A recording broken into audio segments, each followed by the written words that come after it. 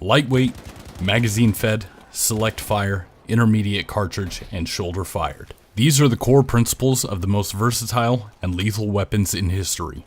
Platforms like the M16 have become synonymous with the modern soldier, and the AK-47 is seen worldwide as either a symbol of revolution or terror.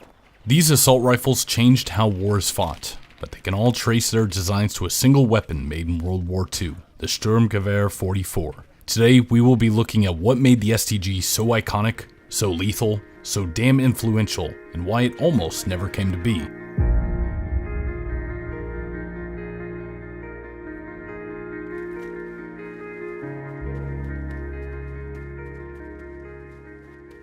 During the German invasion of Russia in 1940, it became increasingly clear to the Wehrmacht officers that the large, heavy, semi-automatic rifles that had been the standard issue would no longer be sufficient against the sheer number of Russian forces in urban environments.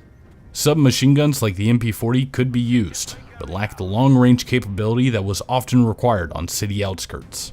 What the Germans needed was something in the middle, a weapon that could output a large volume of fire while at the same time being light enough for a single soldier to carry and have the accuracy needed to effectively engage targets out to 300 meters.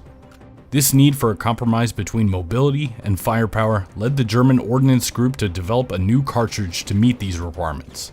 In the end, they took the 7.92 by 57mm Mauser round and shortened it to only 33mm long. This choice allowed for the new round to be manufactured much easier, as they could use already built tools. This new round was dubbed the 8mm Kurz. Now that the round had been selected, it was time for the German engineers to get to work on prototypes for a new weapon. Two weapon manufacturers, Heinel and Walther, were contracted to deliver prototype weapons for the 8mm Kurz. They were given several design criteria that would hopefully solve the Army's pressing issues. Each company submitted a weapon under the Maschinenkarabiner 1942 designation, with the first letter of the respective group's name to differentiate the two. This was the first iteration of the now infamous assault rifle, the MKB-42H and MKB-42W. While the H model was overall more successful during the trials, the W model offered some significant improvements with the inclusion of the hammer firing system and the closed bolt. Development was then moved towards a unified model that took the best of both prototypes, but bureaucracy and Hitler's ego quickly got in the way. You see, Hitler had a vision for what the ideal soldier looked like. He envisioned every troop being a marksman, with every man being able to use a scoped rifle to engage enemies at a distance. He thought this mentality would increase his force effectiveness and reduce casualties. He likely drew inspiration for this from the German defeat at Belleau Wood by the US Marine Corps riflemen. Although the Waffenamt, the German armament office, tried to reason with Hitler, he was adamant. Development of this weapon would cease immediately, and all efforts would be on the implementation of a new submachine gun. The German officers did not adhere to Hitler's ideology, however, and after a short time, the trial was renamed under the Maschinenpistol program and given the new designation of MP43. Hitler was then presented with a document design authorizing the development of a new submachine gun, which he did so enthusiastically. But what he actually did was to allow this new rifle to continue on in secrecy.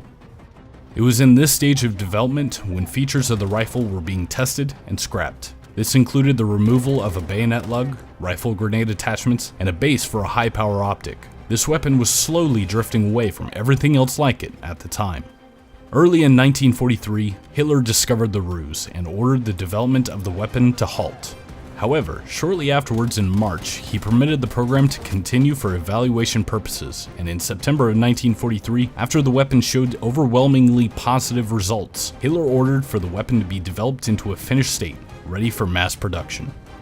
It was at this point when the first iteration of the weapon began seeing use. The first of the MP43s were distributed to the Waffen-SS, and in October, a few were issued to the 93rd Infantry Division on the Eastern Front.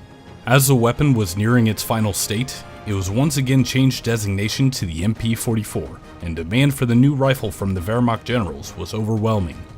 Once the true power of the weapon was realized, Hitler saw the potential use for propaganda and ordered one final name change. This name would symbolize the aggressive nature of his endeavor and the ferocity of his troops. The rifle was now known as the SturmGewehr 44.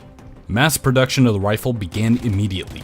One of the key design requirements of the weapon was a reduction in wooden furniture, and that the weapon would be primarily made from stamped sheet metal. This would allow for the weapon production to continue despite Germany's dwindling natural resources. The receiver, grip, magazine, and handguards were all made using stamped metal. The only wooden part of the rifle was the buttstock, and the only time-consuming machined metal parts were the trunnion and the barrel. Both were easy enough for German manufacturers, and by the end of the war, over 400,000 rifles had been produced and deployed, mostly to the Eastern Front. This weapon was a dream for the lucky soldiers who were issued it. The inline design made the weapon's recoil extremely manageable, and the ability to switch between fully automatic and semi-automatic meant that it could compete in close-quarter fighting in the cities while having accuracy to engage targets out in open fields. During the weapon's use, development and experimentation continued on how to make the weapon even more versatile. These trials led to the development of the now famous curved barrel attachment called the Krumlauf, as well as the infrared scope known as the Vampire. Concepts for a new version of the rifle were also in the works by Mauser. This STG-45 would use even more stamped metal to cheapen production, but as a result it had a slower fire rate.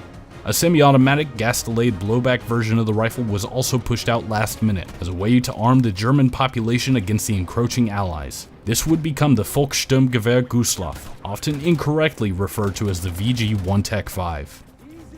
In the end, the STG-44 was limited by the production of its proprietary ammunition, the 8mm Kurz. Due to these restrictions, many soldiers towards the end of the war were only given a single magazine's worth of ammunition and told to make do.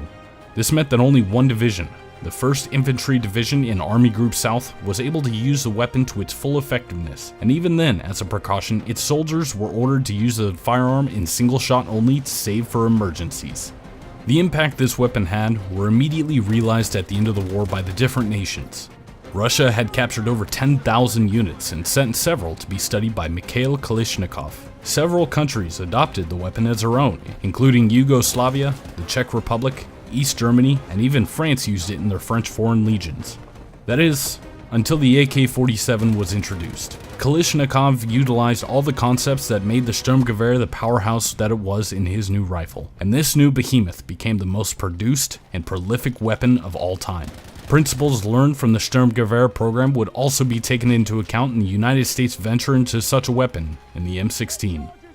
The SturmGewehr 44 was a product of desperation and German engineering.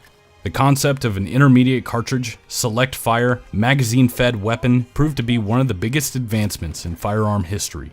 It's no wonder that this weapon is being included in Battlefield 5. My name is Shadox, and I hope to see you on the battlefield.